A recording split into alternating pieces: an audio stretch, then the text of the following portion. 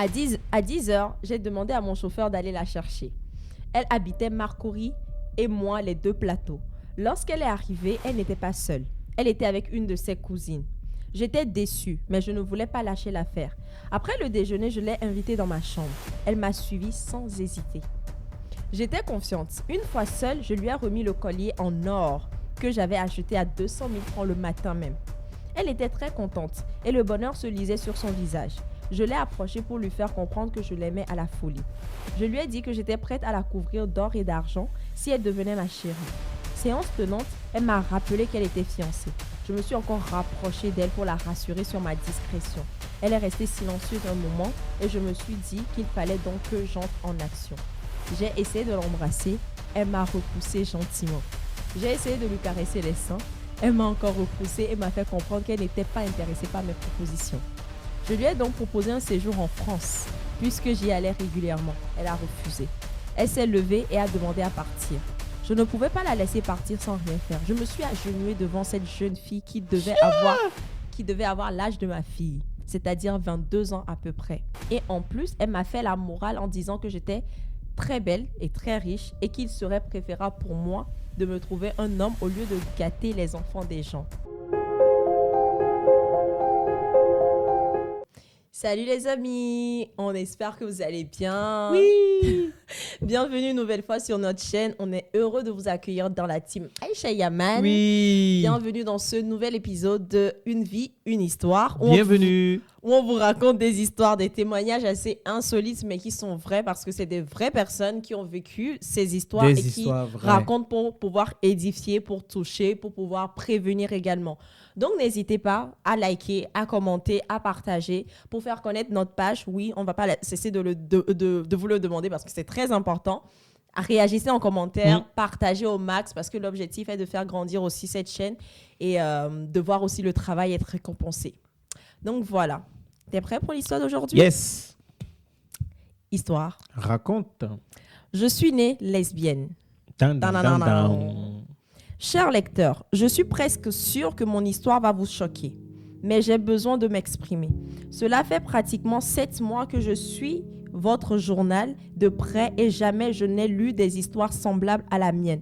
Il faut qu'on rappelle que les histoires viennent du livre... Les coups de la vie. Les coups de la vie, c'est écrit par une certaine Ouattara. J'ai oublié le Voilà, le c'est truc. pour ça que la personne parle du journal, parce que c'est de là que les histoires viennent. Donc, elle dit, cela fait pratiquement 7 mois que je suis votre journal de près et jamais je n'ai lu des histoires semblables à la mienne. Je n'ai jamais eu l'intention de vous écrire. J'aime le journal et c'est tout. Surtout les coups de la vie et situations drap qui m'amusent beaucoup. Mais je vis une histoire d'amour peu ordinaire depuis 1 mois et j'en souffre terriblement. Je suis lesbienne. Je ne me sens pas bien. Je ne me sens bien qu'avec les femmes. Les belles femmes propres et bien mises. Okay. Toute petite, mes parents avaient senti que j'aimais me comporter comme un garçon.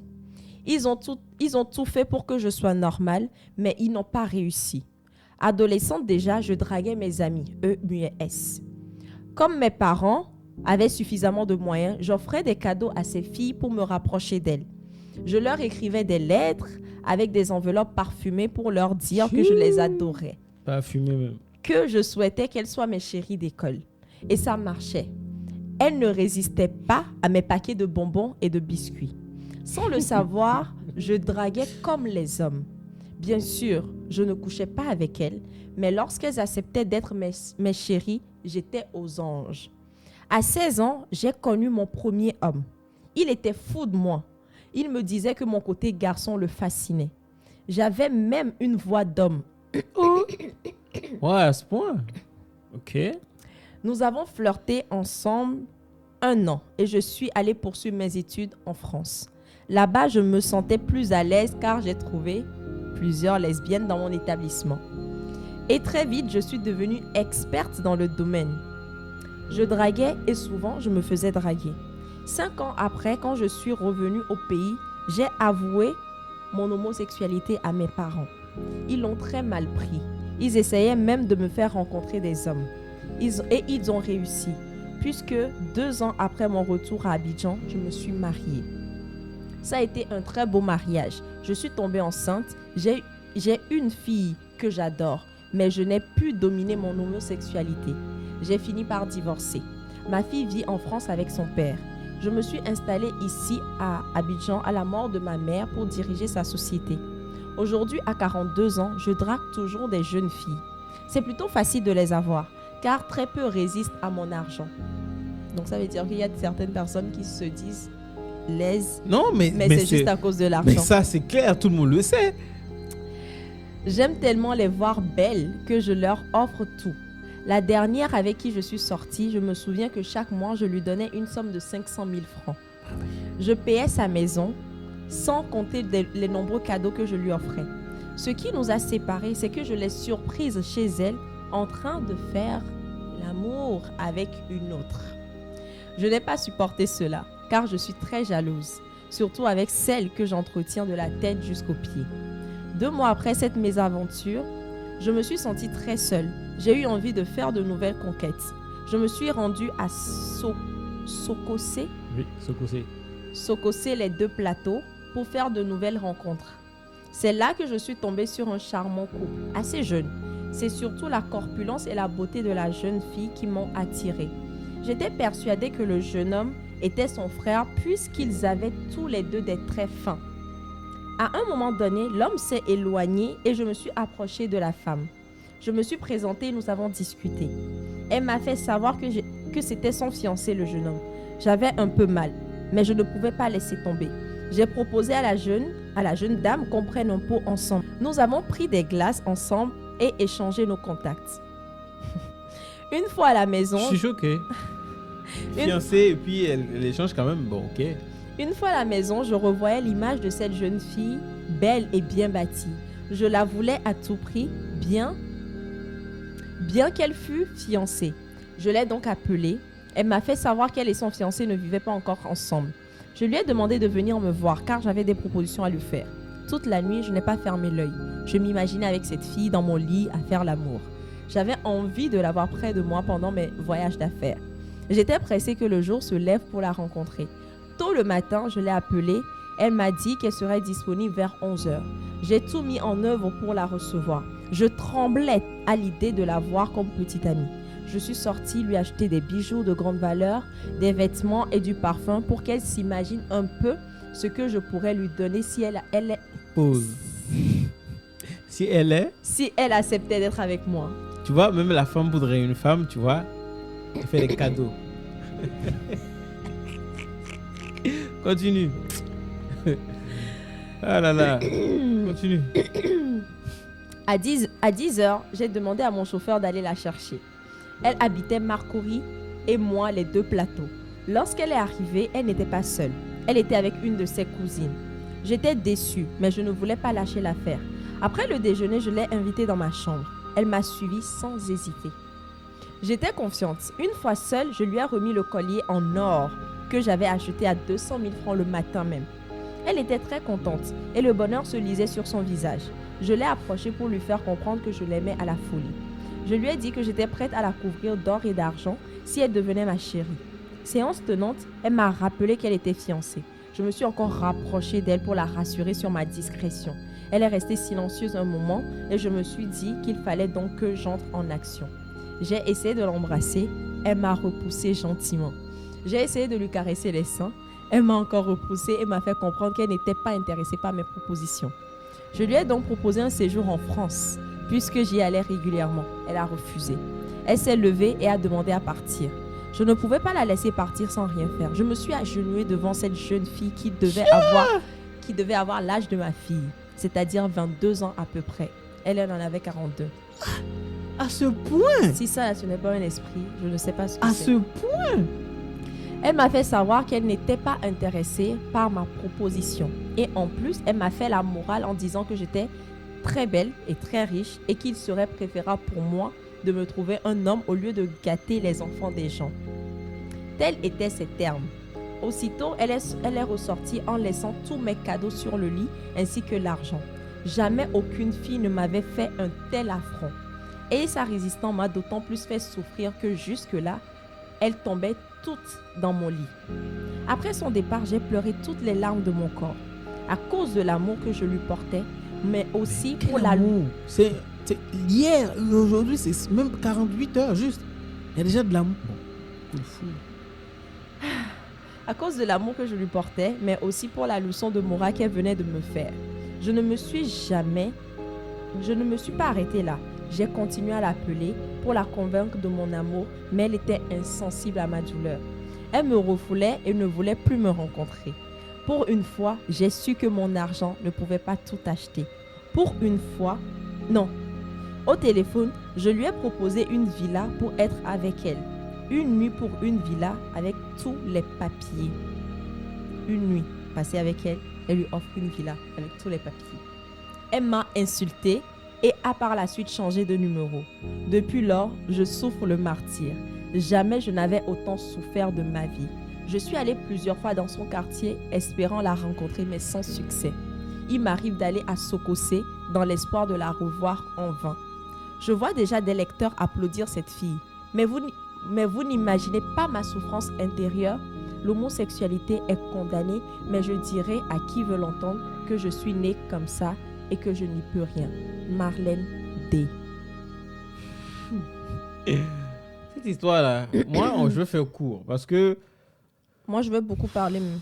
en fait, le truc, c'est quoi? C'est que moi, je pensais que, heureusement, que cette fille, elle a eu la tête sur les épaules, elle a vraiment ses valeurs, qu'elle a respecté ses principes et elle a tout lâché parce qu'elle est fiancée et je pense qu'elle n'est pas de ce bord-là.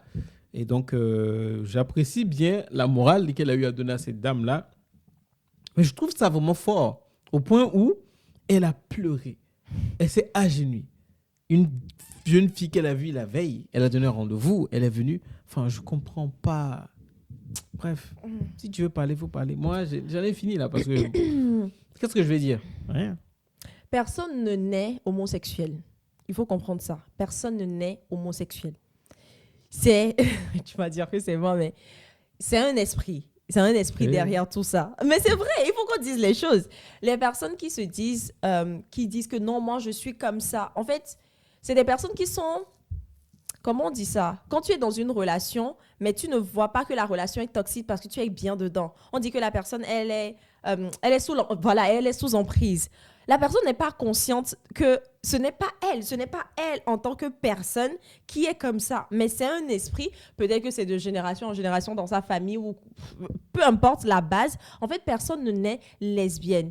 Personne ne naît homosexuel. Dieu a créé un homme et une femme pour que un homme et une femme soient ensemble et non deux hommes et non deux femmes et non un homme avec un animal. Bref, c'est des dérives en fait. C'est des dérives, c'est des choses qui se passent actuellement qui ne sont pas conformes à la volonté parfaite de Dieu.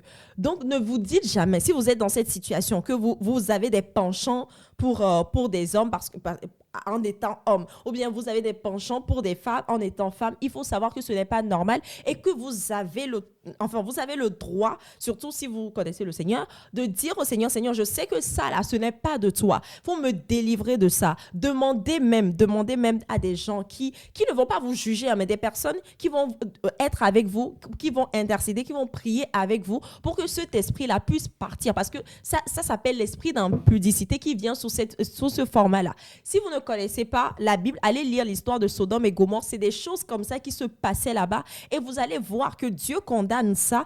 Mais ce n'est pas vous en tant que personne que les gens condamnent, mais c'est l'esprit derrière ça. Donc, et l'autre chose, tu dis que tu félicites la jeune fille pour ce qu'elle a fait. Oui, c'est très bien qu'elle ait remis la femme à sa place, mais il fallait pas accepter en fait. Il fallait pas accepter venir chez la dame parce que sachant déjà que quand la dame a pris son numéro, la dame t'a fait comprendre que tu lui plaisais.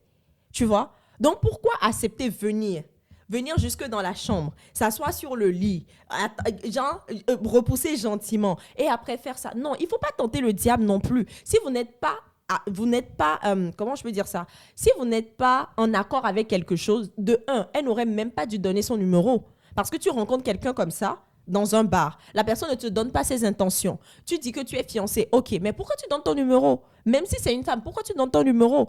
Il faut connaître d'abord les intentions de la personne avant de donner ton numéro. Elle l'a raconté, mais est-ce qu'elle a vraiment donné l'intention? On ne sait pas. Hein. Oui, Hein. OK, mais la personne te dit, je t'appelle, viens chez moi. Une personne que tu as rencontrée la veille, là on parle de... Enfin, il y a une éducation quand même qu'on a reçue, même si tu es adulte, il y a certaines choses qu'on ne fait pas parce que tu ne sais pas à qui tu as affaire. Mais certes, elle est venue avec une cousine, elle est venue avec quelqu'un dans la maison, mais si s'était passé quelque chose dans cette maison, elle aurait remis ça sur la faute de qui? Donc, même si...